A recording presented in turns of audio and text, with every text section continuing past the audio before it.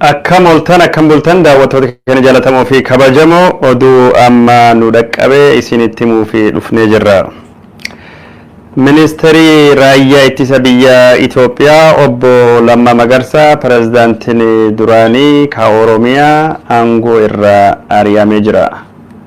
Muummichi ministeeraa obbo Lammaa Magarsaa pirezidaantii Oromiyaa irraa kaafamee makalaakiyaa yookaan ammoo raayyaa ittisa biyya hoggana ta'e kan muudame waggaa tokkoon durattu yoo ta'u walii galtee muummicha ministeeraa waliin haala ammaan tana jiru irratti walii galuu dadhabuuni akka inni aangoo irraa ka'e maddeena Finfinnee irraa oduu kan nu ergan nutti himanii jiranii. Guyyaa dheengaddaa irraa ka'ee Abiy Ahmed obbo Lammaa Magarsaati ajaja kennee ajajni kenneef Lammaan hojjechuu diduun isa dhagahamee jira. Ajaji inni kenneefi kun yeroo ammaan tanatti Abiy Ahmed Oromiyaa bulchuu akka hin dandeenye ka agarsiisu. Keessattuu yeroo mormiin Hacaaluun ajjeefamuun dubattuu finiinte guyyaa lammaffaa gubbaatti ministeerri raayyaa ittisa biyya televezyiinii Itoophiyaatii fi OBN gabbahee uummata dhaamsa dabarsee akka uummata qabbaneessu gaafatamee ture. Haa ta'u malee obbo Lammaa Magarsaa televezyiinii lachuu gubbaattu dhiyaatee ibsa gos kamiyyuu kennuu hin barbaanne. Obbo Lammaa Magarsaan an dubbii hin beekne irra dubbachuu hin barbaadu. Waraanallee amma kanatti rakka qabaadhee wanni an hoogganaa jirulleen hin jiru. Haala biyya keessallee wanni an hordofaa jiru hin jiru. Kanaafuu wanni an gabbahee televezyiinii ibsa kennuu hin jiru. Atummaan dubbadhu jedhee muummicha ministeeraa Abiy Ahmed dhaamsaa yookaan ammoo erga inni kenneefi jala fudhachuu didee jira. Haga kalee galgalattu dhaamsa kana yoo ka hin dabarsin taate akka inni ari'amuu ka akeekkachiise muummichi ministeeraa Abiy Ahmed Lammaan dhaamsa isa san fudhatee uummata tasgabbeessuu waan dhabeefi yookaan ammoo dhaamsa ammaan kana fudhatee wanni rakkoon biyyattuu dhalatte kun rakkoo mootummaan Misrii harki keessaa qabu ka Shanee fi Jawaar Faati waliin qindaa'anii godhaa jiran jedhe dubbachuu waan dideefi Abiy Ahmediin aangoo irraa ari'amee jira. Akka odeeffannoon Finfinnee gubbaa nu dhuftee nutti himutti yeroo hagammatti obbo Lammaa Magarsaa xalayaa ittiin ari'ame muummichi ministeeraa xalayaaf sarara tokkootiin nama ari'ama harkaan hin baane. Haa ta'u malee qunnamtii waliin godhan irratti ammanachi ministeera raayyaa ittisa taatee akka tajaajiltu hin barbaadu jechuun muummichi ministeeraa eegdota obbo Lammaa Magarsaatii fi pirootokoolii ministeerummaa irraa fuudhee jira.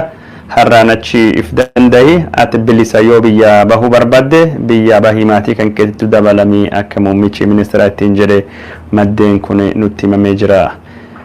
Muummichi ministeeraa yeroon kun yeroo jalqabaati miti kan inni eegdota obbo Lammaa Magarsaa irraa kaase. Kanaan durallee obbo Lammaa Magarsaa irraa eegdota kaasuni Lammaan dhuunfaadhaanii namoonni waan godhameef eegdota argachuu akka danda'e kanaan durattu gabaasne turre. Obbo Lammaa Magarsaa yeroo ammaa kanatti aangoo irraa ari'amee eegdota malee ka jiru yoo ta'u oduuwwan manni isaa yeroo ammaa kana waraan Abiyyiitiin marfamee jedhu maddeen keenya irraa mirkaneeffachuu hin dandeenye. Obbo Lammaa Magarsaa haga oduun kun qindaa'utti aangoo irraa ari'amee eegdotii isaa irraa ka'an malee oduun inni hidhame jedhulleen dhara ta'uu maddi oduu kan nuu kenne gabaasee jira. Kanaan walittu qabatee obbo Lammaa Magarsaa galgala har'attu aangoo irraa ari'amee hidhamee ijjeefamee oduun jedhe miidiyaa hawaasummaatiin gubbaattu naannawaa jiru. Oduu kijiba ta'uun maddi amanamaan waan kana keessi beeku natti himee jira. Yeroo ammaan tanatti obbo Lammaan aangoo ministeera raayyaa biyyaa irraa haa kaa'u malee maaliif akka inni irraa kahee wanni barreeffamee xalayaan itti kennamee hin jiru. Ammoo ajaja muummicha ministeeraa fudhatee uummata tasgabbeessuu fi televezyiinii Itoophiyaatii fi OBN gubbaattu bahee dubbachuu dhabuun isaa muummicha ministeeraa aarsulleettu dhagahama. Kanaan walittuu qabatee eegii rakkoon kun dhalatteen dubatti muummichi ministeeraa wayaa waraanaa keewwatee dhufee lola magaalaa keessatti warri nu loluu barbaadu injifannee yookaan ammoo mo'annee Itoophiyaan gara wal waraansu walittuu hin deemtu. Warri waraana feesbuukii beeku waraan qabatamaa maal akka taatu ni garsiifna jedhee dhaadachuun ni yaadatama.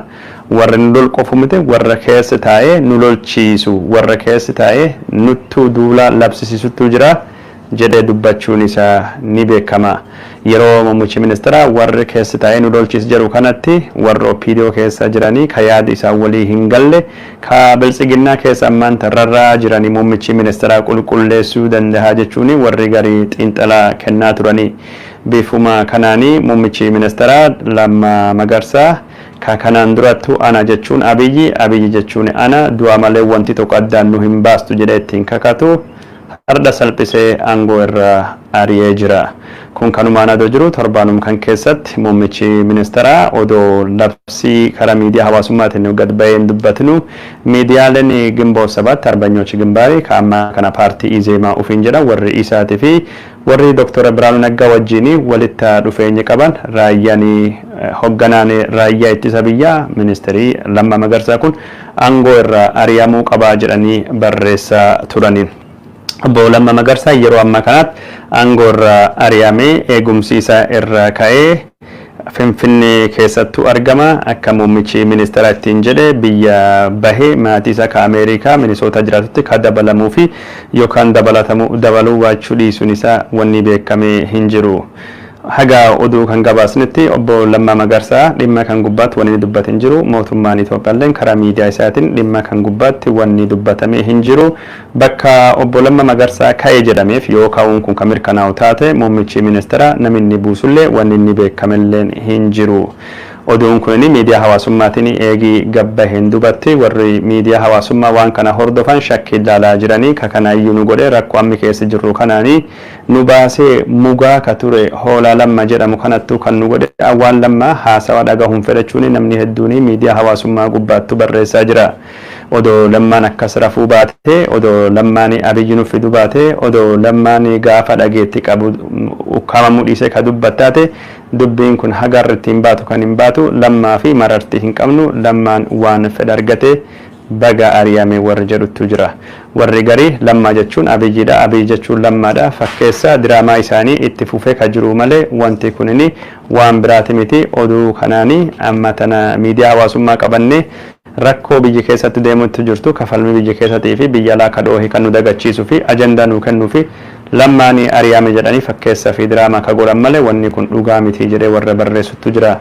Karaa biraatiin ammoo Lammaan ari'amuun dubbiin qabsoo Oromoo amma gargari nu baate diinaa fi firrii kan beekamu Abiyoot Ahmed yookaan ammoo Abiyoot Kaasahee ministeerii amma biyya bulchaa jiru guddichi diina Oromoo ta'uun isaa ka mirkanaa'uu fi warri hagammaa shakkii qabanii shakkii warra ka qulqulloofte fi mootummaan amma jiru kun guutumaa guututtu ka alaagaan yookaan diinaan dhuunfatame ta'uun Lammaan keessa ari'amuun ummataa fi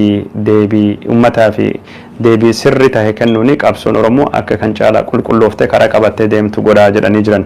Warri kana dubbatanii muummichi ministeera diinummaa isaa ibsatee jira. Lammaa Magarsaa ari'uu qofa osoo hin taane tarkaanfii jecha hidhuu irratti fudhachuu danda'u jechuun sodaa qabanii ibsanii jiranii.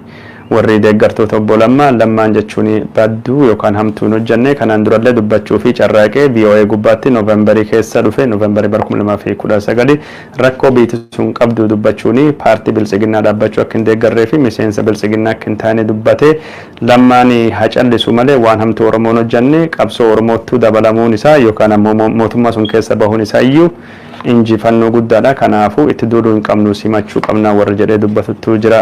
Yeroo ammaan tana Lammaa Magarsaa aangoo irraa haa ari'amu jedhamu malee karaa mootummaatiin wanni dubbatame hin jiru. Eegii ari'ameen dubbatti Lammaa Magarsaa jiru dhuunfaa jiraatamu qabsoo Oromootti dabalame sagalee Oromoo tahaa dubbata wanni jedhame wanni beekame hin jiru. Lammaan ka dubbatu taatee jennaani hordoftoota OPDO ka sadarkaa olaanootii fi jiddu galeessatiif gadaanoo hordoftoota hedduu qaba. Kuni muummicha ministeeraatii fi sodaa guddaa ta'uu ni malalle jedhamee yaadama. Ammaan tanatti Lammaa ari'uun Oromoo biratti deeggarsa muummichi ministeeraa qabu ka akka malee hir'isuu danda'u ta'uu ka dubbatan xiinxaltoonni tokkin obbo Lammaan ari'amuun kunini mootummaan Abiyyi guutumaa guututti duunanii dhuunfatamuutu agarsiisaa jechaa jiran. Daawwattoota jaallatamoo fi kabajamoo oduun kunini oduu ammaa kana Finfinnee irraa dhufte kan caalaa wanni qulqulleessine hin jiru. Lammaa fi Abiyyi hariiroo warra xiinxaluun baay'ee rakkisaadha. Yeroo ammaa kana hooggantoonni OPDO keessa jiran hundinuyyuu waan Abiyyiin godhaa jiru hin beekani. Abiyyi jechuun warra wajjin mari'achaa hin jiru. Ministeerota akka jedhaman keessa ministeera tokko qofa ministeera haadha langaa qofattu marii ammaan tana keessatti hirmaachuu jira. Ministeeroti gadafan ka OPDO jaha waan ammaan tan deemaa jiran qubiin qaban jedhee isinitti himuu ni ture. Lammaani marii torbaan kan godhamu ka waraanaa ka biyyaa waa hedduu keessatti muummichi ministeeraa isa illee naffeerre innilleen bakki yaamamillee dhaqaa hin turre kanattu jira. Lammaani aangoorra ari'amee jira. Kana walittu qabate oduu biraa takka ka muummicha ministeera kana obbo Lammaan gaafa inni fide taa'ee tokko isinitti hime oduu amma ka gabaabduu kana sittuu xumura gara sittuu deemna gara oduu sunitti. Daawwattoota keenya jaalatamoo fi kabajamoo oduu durattu isinitti himne ministeerii raayyaa ittisa biyyaa obbo Lammaa Magarsaa ka ana jechuun Abiyyiidha, Abiyyi jechuun ana du'a malee wanti addaan nu baasa hin jiru jedhee uummata Oromoo dhugeeffachiisuuf carraaqee suni kunoo aangoon addaan baastee ari'amee jira. Warri gaarii Lammaa Magarsaa tajaajila inni uummata Oromoo tajaajile jedhamuuf murannoo isaatiif yoo dinqisiifatan, gariin nama ammoo callees isaatiif Abiyyi durattuu baasuu isaatiif Lammaa baay'ee qeeqaa jiran. Kun kanumaan odoo jiru muummichi ministeeraa obbo Lammaa Magarsaa ari'uun isaa guutumaa guututti masaraa biyya keessatti warri farra Oromoo ta'an dhageettiin isaanii guddaa tahaa dabalaa jiraachuun mul'isa jira. Obbo Lammaa Magarsaa ari'amuun durattuu maddeen oduu Gimboot 7 Arbanyochi Gimbaar dhaabammaa kan Izeemaa ofiin jedhu ka miidiyaa isaatii wajjin hariiroo qabu gubbaatti Lammaan ari'amuu deema muummichi ministeeraa aangoorraa fudhatee jedhanii guyyaa 5 durattuu gabaasanii turanii. Yeroo kanattuu dubbiin kun dhara tahuu danda'a jedhe namni hedduun shakkii qabu yoo ibsatullee ammaan tan dubbiin kun tahayee dhufuun isaa dhageettiin warra Gimboot 7 Arbanyochi Gimbaarii hagam tokko akka inni guddaa tahee masaraa biyya sun keessattuu agarsiisa. Kun haala kanaanii muummichi ministeeraa Dr. Abiy Ahmed Gimboot 7 Arbanyochi Gimbaarii wajjin akka inni jiru kana akka wajjin ture. Kanaan durattuu Abiy mataan isaa yoo dubbatu tahuu isa qofa miti obbo Andargaachoo Tsiggees Dr. Abiy yeroo nu Eertiraa turretti miseensa Gimboot 7 Arbanyochi Gimbaarii nu wajjin hojjechaa ture, nu wajjin miseensa qaama kennati odeeffannoo nu kennaa ture jedhee dubbachuun ni yaadatama. Abiy Ahmed ka waggaa 12 duratti yeroo miseensa OPDO turetti namni seenaa isaa guddaa beeku yeroo sanittuu hin turre akka garinni OPDOtti dhufee aangoo guddaa ammaan kan argate ka gahee guddaa taphatanii obbo Lammaa Magarsaatii fi obbo Abbaduulaa Gammadaa tahuutu himama. Yeroo kanatti obbo yeroo sanitti Abiy Ahmed waraana keessa dhufe baay'ee beekamaa kan hin turre yoo tahu afaan Tigiriinyaa waan beekuuf warra wayyaanee keessattuu warra Mallasii wajjin hariiroo akka malee dhiyaa gad fagoo tahee fi amanamummaa guddaa warra mul'isaa ture. Yeroo kanattuu miseensonni OPDO warri aangoo guddaa qaban Abbaduulaa Gammadaa fa'aatii nama Tigiriinyaa beeku hariiroo cimaa Mallasii wajjin qabu kana ufittuu dhiyeessu yookaan ufittuu qabu barbaadani. Haa ta'u malee kaammaan kana muummicha ministeeraa Itoophiyaa ta'e Dr. Abiy Ahmed yeroo sanitti miseensa OPDO yookaan dhaadhii ta'uu hin barbaanne miseensa dhaabbata naannoo Amaaraa bulchuu kabii yaadanii tahuu fi iyyannoo galfatee ture. Iyyannoo haa galfatu malee inni jimmattu waan dhalatee fi miseensa OPDO haa ta'u malee miseensa paartii naannoo Amaaraa tahuu hin qabu jedhanii addisuu warri akka Tafarraa Waaluwaa fa'aati, warri akka Addisuu fa'aati, warri akka ministeera odeeffannoo ka yeroo sanii ture Barakat Simoon fa'aati falmii dhiyeessanii miseensummaan isaa ka paartii BADN fudhatamuu dide. Yeroo kanatti muummichi ministeeraa ammaan kana Dr. Abiy Ahmed kunini miseensa paartii Gimboot 7 Arbanyochi Gimbaar ta'e akka inni basaasaa ture ni shakkamaa ture. Haa ta'uutii malee dandeettii qunnamtii qabuun fakkeessuu waan danda'uu fi isaanillee mootummaa fi basaasaa Abiyyi waan jedhuu fi muummichi ministeera jechuun muummichi ministeera Mallas Zeenaawtii waan jedhuu fi Mallas Zeenaawun ufittuu akka malee dhiyeessaa ture. Bifuma kanaa fi OPDO'n yeroo inni paartii naannoo Amaaraa keessa didatame yookaan akka fudhachuu warreessanii ufittuu dabaluu fi murteessanii. Kanaaf Abiy Ahmed nama OPDO keessa guddate tantaan nama gubbaarraa itti gad dhufee jedhamee dubbatama. haga yeroo sanitti Abiy Ahmed akka resume isaa gubbaatti yookaan Wikipedia irratti barreessifate miseensa OPDO illee hin turre, gurmeessa OPDO illee hin turre, OPDO wajjin hariiroo hin qabu ture.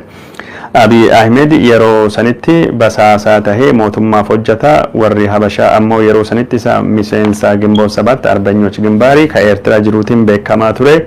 Yeroo kanatti Abiy Ahmed miseensa Gimboo Sabat Arbanyooch Gimbaarii jedhee nam tokko qofattu isirrattu waan kan beeke. Namni kun yeroo sanitti dhufee obbo Lammaa Magarsaa yeroo sanitti itti gaafatamaati kan naannoo Oromiyaa ture. Odeeffannoon kennamee fi obbo Lammaa Magarsaa odeeffannoo sana fudhatama dhabsiisanii. Namni yeroo sanitti Dr. Abiy Ahmed kunin ka ammaan tana muummichi ministeera ta'uu miseensa Gimboo Sabat Arbanyooch Gimbaarii ture. Geetinneti Gudayyaa nama jedhamu ka waajjira tika keessa hojjetu ka obbo Lammaa wajjin hariiroo guddaa qabu ta'uun himamee jira. Yeroo kanatti odeeffannoo kan qulqulleeffachuu fi yeroo inni birdemetti obbo Lammaadhani ani miseensi Gimboo Sabat Arbanyooch Gimbaariiti miti inni wayyaanee wajjin jira. Kanaafuu najibba jedhee Geetinneti Gudayyaa himata inni isirratti dhiyeessu sun akkasiin fudhatama dhabsiise. Lammaa yeroo sanis dhageetti dhabee malee odeeffannoo hin dhabne jedhee wanni inni komatamuu fi kanattu ture. Bifa kanaani oduun kun akkasittuu dhufe akkasiin obbo Abiy Ahmed yeroo sanitti miseensa OPDO tahee hojii miseensa koree jiddu galeessa hojii raawwachiiftu ta'e akkasittuu muudamee jechuudha. Saniin duratti miseensa OPDO tahee hin beeku. Yeroo Wallaggaa turetti gaaf ijoollummaa isaa gaaf umrii 13 14 OPDOtu dabalame muummichi waraanatu dabale muummichi ministeera Abiy Ahmed yeroo sanitti dhedheessaa Wallaggaa kaampii argamuttu geeffamee achittu leenjifamaa ture. Leenjiin waraana hin kennamnee fi ijoollee waan ta'eef basaasa magaalaa keessa ture. Yeroo Wallaggaa ture sanitti Dr. Abiy miseensa Gaallaa Gadaayii ture. Miseensa Gaallaa Gadaayii ture. Wallaggaa zoonii lama qabdi. Wallaggaa lixaatiif Wallaggaa bahaa yeroo jedhamsanitti namiddu hiisisuun ijjeesisuun Abiy Ahmed shakkamaa ture.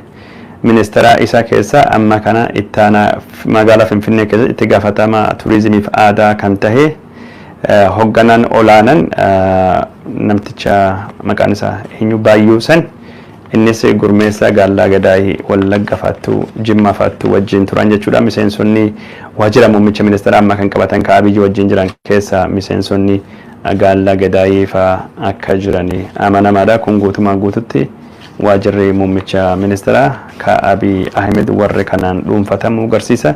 Dhageettiin warra Gimboo Sabat Arbanyooch Gimbaarillee akkasiin dabalamu waan mul'isu jechuudha.